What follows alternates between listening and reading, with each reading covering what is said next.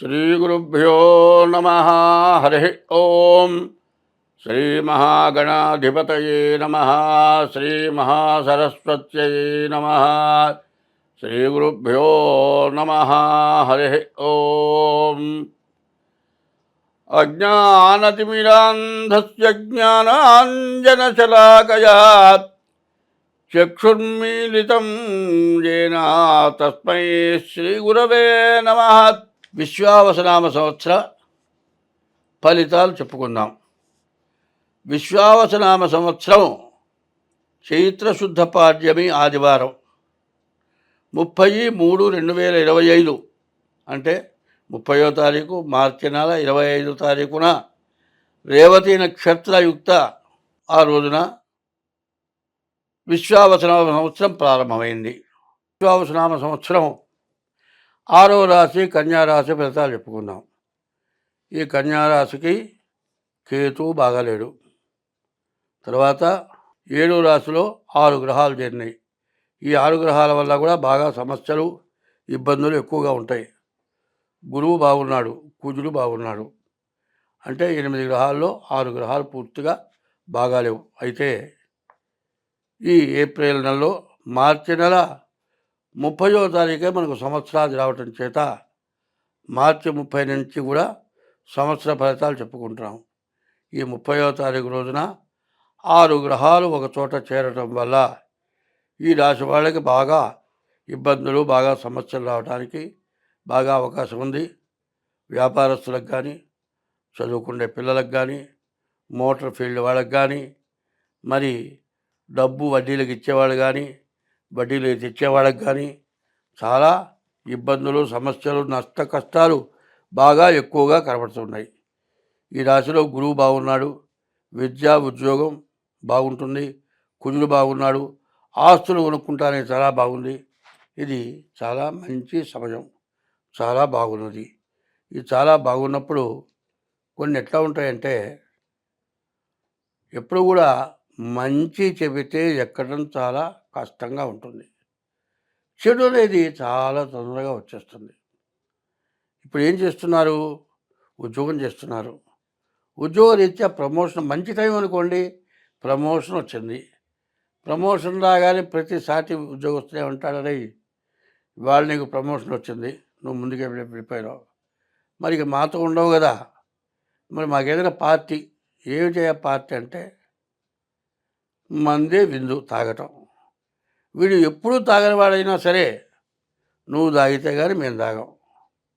నువ్వు మాకు ఇచ్చేది ఏందిరా, కంపెనీ ఉండాలి. నువ్వు మాతో కలిసి తాకపోతే మాకెందుకు నీ విందు? ఏదో నువ్వు సంతోషంగా ప్రమోషన్కి పోయినావు కాబట్టి అందరం సంతోషంగా విందు చేసుకుంటున్నాం, కానీ నే తాగను, నే బడి కట్టుకుంటానంటే కుదరదు అని. మరి తెరిచిన పిట్ట వనం వల్ల గెలిచిందిట. ఆ పిట్ట ఏం చేస్తుంది? ఏదో 2 గింజలు తినాల్సిన మొత్తం కొట్టిపోస్తుంది, పంట మొత్తం నాశనం అయిపోతుంది. అట్లాగే వీడు ఉద్యోగంలో ప్రమోషన్కి పోవటం వల్ల ఫుల్గా పడిపోయి అంత తాగిచ్చి ఇంటికి తీసుకెళ్ళి మోసుకెళ్ళి ఇంట్లో పడేస్తారు. ఇక దీని తర్వాత ఈ స్నేహితులు అవతలిపోతే వేరే తయారవుతారు. వీడు తాగడానికి సంగతి తెలుస్తుంది. అందులో తాగుబోతు బాబులంతా స్నేహితులు అవుతారు. ఇట్లా తాగి తాగి తాగి ఏమవుతుంది?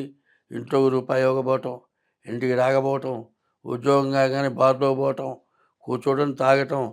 సంపాదన ఇంతకుముందు సంపాదన తక్కువ ఉన్నా కూడా కుటుంబాన్ని పోషించుకుంటూ భార్యతో పిల్లలతో ఆనందంగా కాలక్షేపం చేసే వ్యక్తి పొద్దున్నే ఇంటికి పోయి స్నానం చేసి ఉద్యోగానికి బయలుదేరితే మళ్ళీ పొద్దున్నే ఇంటికి వచ్చేది, రాత్రికి ఇంటికి వచ్చేది ఉండదు. ఇట్లాంటి వల్ల ఏమవుతున్నాయి? ప్రమోషను ఎమోషన్ అయిపోయింది. ప్రమోషను ఎమోషన్ అంటే ఎక్కువైపోయింది. ఈ ప్రమోషన్ వల్ల ఇట్లాంటి సమస్యలు వస్తున్నాయి. విందు అనే దానికి ఒక విధానం ఉంది. ఆనందంగా ఏదో స్వీట్ పంచి పెట్టుకోవటము, నలుగురు భోజనం పెట్టుకోవటము, పెద్దవాళ్ళ గుట్టలు పెట్టడము, దేవుడికి పూజ చేయటము, మరి ఏదో వ్రతం చేసుకోవటము, తిరుపతి పోవటము, ఇట్లాంటి పనులు చేస్తే అది ప్రమోషన్. తాగటము, మరి మాంసాహారాలు తినటము, అవి అరక్కపోవటము, వాంతులు చేసుకోవటము, ఆ రోజు ఇబ్బంది పడటము. అరే ఇంతటితో కాదు కానీ ఇంకా 2 రోజులు తాగితే నీకు ఆ ఇబ్బంది ఉండదురా, ముందు అలవాటు చేసుకో అని దగ్గర చేరి బాగా నేర్పుతారు. పుట్టిన పిల్లాడికి పాలు తాగించడం నేర్పినట్లు నేర్పి వీడు రోజు తాగి వాడు నాశనమైంది కాక యువతల వాడిని నాశనం చేస్తారు. ఇప్పుడు వస్తున్న సమస్య అంతా కూడా అదే. ఎందుకంటే కాఫీ హోటళ్ళు తగినాయి ఏమండి, మరి విందులనే వేరు, మరి ఆ గుడ్డలు కొనుక్కోవడం తగ్గేది. సాయంత్రం అయితే మరి ఎంత గుమిగూడుతున్నారో బ్రాందీ షాపుల్లో తెలియటం లేదు. ఈ బ్రాందీ వల్ల ఎంత నష్టపడుతున్నారో అర్థం కావట్లేదు. ఎన్ని కుటుంబాలు పాడైపోతున్నాయో తెలియటం లేదు. భార్యా పిల్లలు తిండి లేక భర్తని వదిలిపెట్టి పుట్టింటికి వెళ్ళిపోతే ఈ పిల్లలు నాయనమ్మ తాత దగ్గర పిల్లలు ఉండిపోయి వాడు పోయి ఇంకో తనం చేసుకొని ఏమో పుట్టింటికి పోతే నీ దిక్కు లేకపోతే ఎట్లాగే పిల్లలు లేకపోతే పని వదిలిపారి పెళ్లి చేసుకుని ఇంకోటితో సుఖంగా ఉండమని ఆ తల్లికి పెళ్లి చేస్తున్నారు. ఈ పిల్లలు తండ్రితో సంబంధం లేదు, తల్లితో సంబంధం లేదు. ఈ ముసలాడు కొన్నాళ్ళు చూస్తారు. పిల్లలకి చదువు పూర్తయ్యే లోపలే ఈ ముసలాడు పోతే ఈ పిల్లలు అనాథలైపోయి అనాథ శరణాలయాలు పోయి తల్లి ఎవరో తండ్రి ఎవరో మంచి చెప్పేవాడు ఎవడో తెలియని దుస్థితికి మనం నాశనం అయిపోతున్నాం. ఆలోచించండి. ఇది తప్ప ఒప్ప ఎవరిని నేను విమర్శించడం కాదు. తాగేవాడు కూడా ఏమనుకుంటాడు, చీ ఎదవ పని చేశాను, తాగాను, దాని పోయేవాడు పోలేక ఆ బురదలో పడ్డా, మట్టిలో పడ్డా, ఒళ్ళంతా మట్టి పూసుకున్నా, గుడ్డలంతా బురదలో తడిసిపోయినాయి. ఇంటికి పోవటానికి ఒళ్ళు తెలిసిన తర్వాత నామర్దాబడి ఒక కుక్క దూరినట్లు ఇంట్లో దూరి చీ రేపటి నుంచి మానేస్తా అంటాడు. అదేమన్నా మానేస్తాడా? మళ్ళీ తెల్లారిపోతుంది, పురుగు దురుస్తుంది, పోతాడు. ఇటువంటి వాటిని మరి ఆడవాళ్ళు చెబితే వినరు. పావలా పేడ ఇవ్వక తప్పదు కాబట్టి ఇస్తున్నాడు కాబట్టి వాడి చావు వాడి చావును వదులుతున్నారు. ఇవాళ దీన్ని ఖండించాల్సిన అవసరం అందరికీ ఉంది. కాబట్టి దీనివల్ల ఎన్నో అష్టకష్టాలు జరుగుతున్నాయి, నష్టాలు జరుగుతున్నాయి. ఈ కన్యారాశి వాళ్ళకి సమస్యలు చాలా ఎక్కువ అవుతున్నాయి. కాబట్టి ఈ చెప్పింది బాగా గుర్తుపెట్టుకోండి. అనవసరమైన ఖర్చులు, అనవసరమైన దండగలు వస్తున్నాయి. కాబట్టి ఎంత జాగ్రత్త పడితే అంత మంచిది. కాబట్టి అందరూ కూడా ఆలోచించండి. ఇది నాబోటి వాడు చెప్పేది ఎట్లా ఉంటుందంటే, తాగేవాడిని తిట్టడానికో, బ్రాందీ షాపుల వాళ్ళని ఇబ్బంది పెట్టడానికో, లేకపోతే వాటిని ప్రమోట్ చేసే ప్రభుత్వాన్ని ద్వేషించడానికో మాత్రం కాదు. అది మాత్రం బాగా గుర్తుపెట్టుకోండి.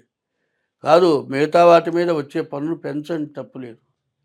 కానీ వీటి మీద ఆదాయం వస్తుందని అందరూ పని చేయకుండా తినుబండారాల మీద రేటు పెంచండి, తప్పలేదు, తప్పదు, తింటాం. దీని మీద పెంచి దీని పనికిరానివి అమ్మి పనికిరానివి తాగి దానివల్ల దుర్మరణం పాలైపోయి కుటుంబాలు అన్యాయం అయిపోతున్నాయి. కాబట్టి ఇది ప్రజలు దీన్ని పట్టించుకోబోతేనే ప్రభుత్వం చేయక తప్పట్లేదు. అందరూ కోరింది ప్రభుత్వం చేస్తుంది. ఇది ప్రభుత్వం తప్పు కాదు, ఇది ప్రజల తప్పే. కాబట్టి మంచిని కోరుకునే వాళ్ళు మంచిని ప్రోత్సహించాల్సిన అవసరం ఉంది. మంచిని ప్రోత్సహించేటట్టయితే ఈ చెడు పనులకి దూరంగా ఉండాలని అందరూ కోరుకోండి. అప్పుడు ప్రభుత్వం కూడా మన దారికి వస్తుంది. కాబట్టి ఈ రాశి వాళ్ళు కష్టపడాలి, సుఖపడాలి, కష్టపడాలి, ఏది చేయాలి అనేది ఆలోచిస్తే ఇటువంటి సమయంలో మంచి ఆదాయం వచ్చే సమయంలో దుర్వ్యసనాలకు పోయో, పరస్త్రీ వ్యామోహము, మరి మధుపానం వల్ల, జూదం వల్ల, ఈ మూడింట్లో దీనివల్ల నష్టపడిపోతాం. జూదం ఆడటం, పరస్త్రీ వ్యామోహం, మరి ఈ తాగుబోతనం, ఈ మూడింట్లో నష్టపడుతున్నారు. కాబట్టి అందరూ కూడా బాగా ఆలోచించుకొని ఆదాయం వచ్చినప్పుడు జాగ్రత్త పడి ఇట్లాంటి చెడు అలవాట్లు మానుకుంటే అందరూ బాగుంటారు. ఈ రాబోయే విశ్వావసనామ సంవత్సరం, కొత్త సంవత్సరంలో ప్రత్యేకమైనవి, ముఖ్యమైనవి, వినాల్సినవి, పాటించాల్సినవి ఉన్నాయి. అవి చాలా కొద్దిలో ముఖ్యంగా చెప్తూ ఉన్నా. రాజకీయంలో సమస్యలు బాగా ఎక్కువగా ఉన్నాయి. రాజకీయ నాయకులు ఎవరు కూడా ఒక పద్ధతిలో నిలబడే లక్షణాలు లేవు. రాజకీయ పరిపాలన చేయడానికి పరిపాలకులకి సమస్యలు ఎక్కువగా ఉంటున్నాయి. మిగతా మెంబర్స్ కానీ, మంత్రులు కానీ స్వార్థం కోసమని సమస్యలు తెచ్చిపెట్టే లక్షణాలు ఉన్నాయి. సరే, పరిపాలకులకి ఈ ఇబ్బంది ఉంటే పరిపాలకులు కొద్దిగా ఇబ్బంది ఉంటే ప్రతిపక్షాలు మాత్రం దీన్ని బాగా గొడవ చేసి ముందు ప్రతిపక్షాలు పాలకపక్షం కొట్టుకోవటం, పాలకపక్షాలు కొట్టుకుంటే దాన్ని ఎగదోసి ప్రతిపక్షాలు అల్లరి చేయటం. ఇదొక సమస్య. కుటుంబ సభ్యుల్లో ఇవాళ ఉన్నటువంటి పెరిగిపోయినటువంటి ఖర్చుల వల్ల, ఆదాయం తక్కువ వల్ల, ఇవాళ వచ్చే ఆదాయం చాలకపోవటం వల్ల కుటుంబ కలహాలు బాగా వస్తున్నాయి. రెండోది. మూడోది ఏమిటంటే ప్రపంచ దేశాల్లో కొన్ని దేశాలు పైకొచ్చినాయి. ఆ పైకొచ్చిన దేశాలు తనకంటే ఇంకో దేశం పైకి రాకూడదు కాబట్టి, రాకుండా పోవాలనే ఉద్దేశంతో పైకి వస్తూ ఉన్న ప్రభుత్వాల్ని అణగదొక్కి వాళ్ళే పై స్థాయిలో ఉండాలి అని చెప్పి మరి తక్కువగా ఉన్నటువంటి వాళ్ళని ఎగగొలిపి బాగా పరిపాలన చేస్తూ పైకొస్తూ ఉన్న దేశాలని అణచివేయటం కోసమై పైకొచ్చిన దేశాలు చిన్న దేశాలు చేత పైకి వస్తున్న దేశాల మీద యుద్ధం ప్రకటించి అన్ని దేశాలని నాశనం చేయటానికి కాండతో యుద్ధాలు జరిపే లక్షణాలు బాగా ఎక్కువైనాయి. ఇదివరకు మీరు చూచారు. మరి ఏమైంది? అమెరికా, రష్యా ఉన్నాయి. ఈ రష్యా బాగుంటే ఒకప్పుడు కొంత విడబడది. తర్వాత మరి రష్యాలో ఉక్రెయిన్ అనే ఓ భాగం దాంట్లోది. సరే, వాళ్ళలో వాళ్ళకి తేడాలు వచ్చి గొడవలు పెంచుకోవడం ఎందుకని వాళ్ళు విడబడిపోయినారు. సరే, వాళ్ళలో వాళ్ళకి మళ్ళీ ఏదో కొద్దిగా గొడవ వచ్చింది. అయితే ధర్మంగా రష్యా విడగొట్టినటువంటి ఉక్రెయిను రష్యాని అణిచివేయాలనే ఉద్దేశం దానికే కలిగిందో, వేరే దేశాలు వాళ్ళని ప్రగల్పితే వాళ్ళ ఎగ్గులిపితే వాళ్ళు యుద్ధానికి దిగారో తెలియదు, కానీ అది పెద్ద యుద్ధం జరిగేది, ప్రపంచ యుద్ధం అవుతుందేమో అనిపించే పరిస్థితి వచ్చినప్పుడు ఉక్రెయిన్ సర్వనాశనం అయిపోయినప్పటికీ ఇంత జరిగిన తర్వాత యుద్ధాన్ని ఆపటానికి కొన్ని ప్రపంచ దేశాలు పట్టుబడితే యుద్ధం ఆగింది. కానీ యుద్ధం జరిగింది, తర్వాత రష్యాని నష్టపరిచింది, ఉక్రెయిన్ నష్టపడ్డది. కానీ ఈ యుద్ధంలో కొన్ని దేశాలు మాత్రం బాగుపడ్డాయి. ఇట్లాంటివి చాలా జరగటానికి ఇప్పుడు బాగా అవకాశాలు ఉన్నాయి. ఇది రాను రాను ఉన్న ప్రపంచ దేశాల్లో సగం దేశాలు ఒక భాగం, సగం దేశాలు ఒక భాగం కనుక అయినట్లయితే ప్రపంచ యుద్ధం తప్పేటట్లుగా లేదు. అట్లాగే కుటుంబ సభ్యుల్లో సగం అటు సగం ఇటు అయితే కుటుంబం విచ్ఛిన్నం అయిపోతుంది.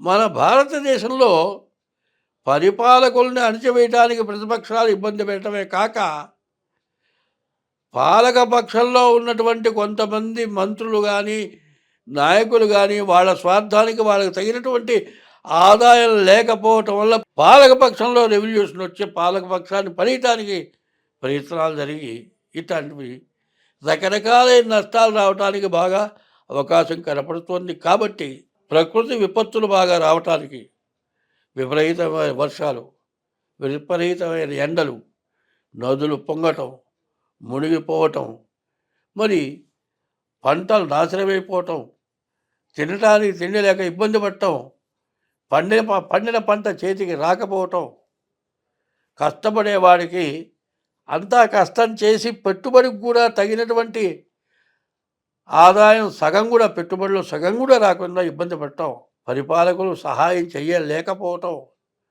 ఇట్లాంటి సమస్యల్లో ప్రపంచ దేశాలను కూడా కొట్టుమిట్టాడుతున్నాయి.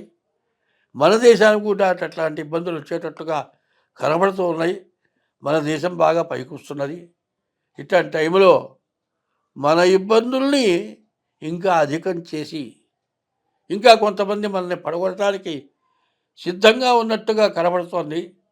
కాబట్టి పాలకపక్షం, ప్రతిపక్షం, ప్రజలు బాగా ఆలోచించుకొని అందరూ మంచిగా ఉంటే మనం అందరం బాగుంటాం, అందరూ సుఖంగా ఉంటాం. స్వస్తి.